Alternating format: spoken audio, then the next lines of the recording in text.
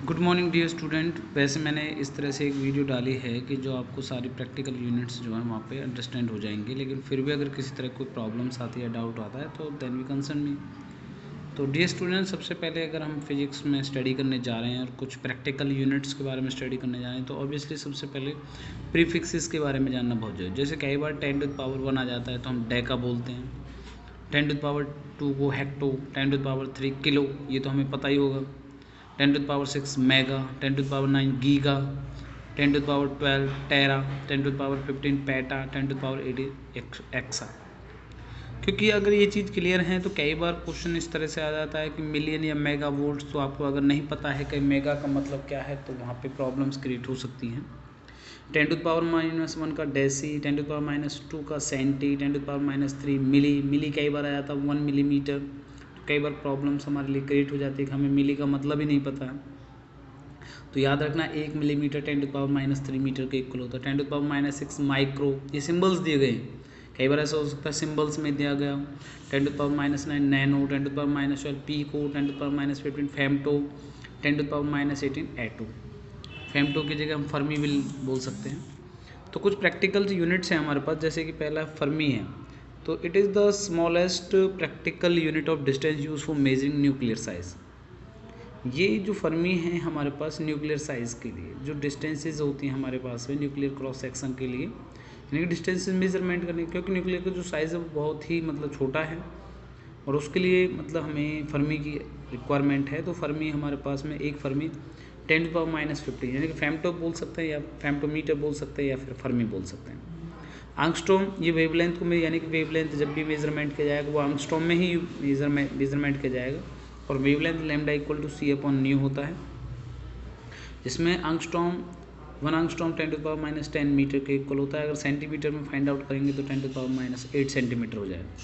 1 nanometre nm लिखा हुआ 10⁻9 metre हो सकता है। 1 माइक्रोमीटर अगर लिखें 1 माइक्रोमीटर 10⁻6 मीटर के इक्वल हो सकता है। लाइट ईयर का मतलब क्या है? It is the distance travelled by light in vacuum in 1 year, कि लाइट के द्वारा एक साल में कितना ट्रैवल किया गया डिस्टेंस। तो 1 लाइट ईयर, क्योंकि जो लाइट है वो स्पीड जो उसकी ट्रैवल करती है वो 3 × 10⁸ मीटर पर सेकेंड से ट्रैवल करती है। अब बात आती है कि वो एक साल में हम 366 डेज़ भी ले लेते हैं, 365.25 डेज़ भी ले लेते हैं, 24 आवर्स 60 मिनट एंड 60 सेकेंड से मल्टीप्लाई कर दीजिए तो 1 लाइट ईयर जो आ जाएगा 9.46, ज़्यादातर लेते हैं 9.467 भी लिख सकते हैं, इंटू 10⁻15 मीटर, यानी कि 9.46 फेरोमीटर या फेमटोमीटर या फिर फर्मीमीटर लिख सकते हैं। 1 एस्ट्रोनॉमिकल यूनिट क्या है? एस्ट्रोनॉमिकल जो हमारे पास मीन डिस्टेंस है अर्थ और सन के बीच की, अर्थ और सन के बीच की जो डिस्टेंस है वो हमारे पास में एस्ट्रोनॉमिकल, और एस्ट्रोनॉमिकल की यूनिट जो है 1.496 इंटू 10⁻11 मीटर होता है, माइनस नहीं है। अब कई बार बच्चे के दिमाग में ये रहा होगा कि सर इतनी लॉन्ग डिस्टेंसेस को हमने कैसे मेजरमेंट किया, तो इसके लिए एक पैरालैक्स मेथड है जिसे हम कल आपको क्लियर कराएंगे। पार्सेक का मतलब क्या है कि पार्सेक हमारे पास it is the largest practical unit of distance used in as astronomy. It is defined as the distance at which, यानी कि अगर सन और अर्थ के बीच की एक डिस्टेंस हो गई, ये एक डिस्टेंस हो गई। अब ये देखते हैं कि एंगल कहाँ सबस्टेंड करता है इसके लिए सन से, और इस अर्थ के लिए एक पर्टिकुलर यहाँ पे हमने एक एंगल बनाया। ये जो एंगल है 1 सेकेंड इक्वल हो रहा है, तो यहाँ पे अगर एंगल निकालने थीटा बड़ा होता है r/रेडियस, रेडियस ये हो गया, लेंथ ये हो गया, तो r अगर हम निकाल दें तो l/थीटा। अब ये डिस्टेंस है, मीन डिस्टेंस है सन और अर्थ के बीच में, यानी कि एस्ट्रोनॉमिकल यूनिट लिख सकते हैं। और 1 सेकेंड यानी कि आपको याद रखना है 360 डिग्री जो होता है हमारे पास में, अगर हम 360 डिग्री में से 1 डिग्री लें तो 1 डिग्री बराबर हो सकता है हमारे पास में किसके? 1 मिनट के, और हमारे पास में 60 मिनट के, सॉरी, और 60 मिनट में से ही हम क्या निकाल सकते हैं? सेकंड निकाल सकते हैं, जिसमें 1 मिनट हमारे पास 60 सेकंड के इक्वल होता है। वहीं से हमने रेडियन में फाइंड आउट किया इसे, और 1 पार्सेक की वैल्यू हमने फाइंड आउट कर दी है।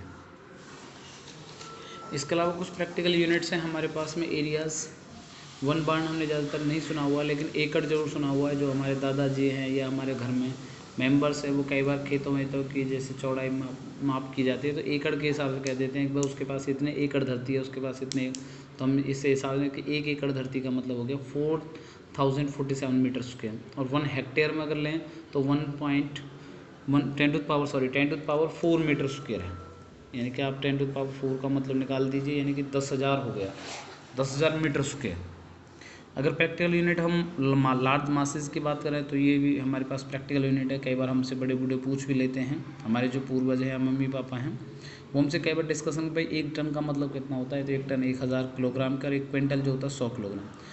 एक पाउंड की बात की जाए तो 0.4 यानी कि आधे किलो से थोड़ा कम, 50 ग्राम्स कह सकते हो हम।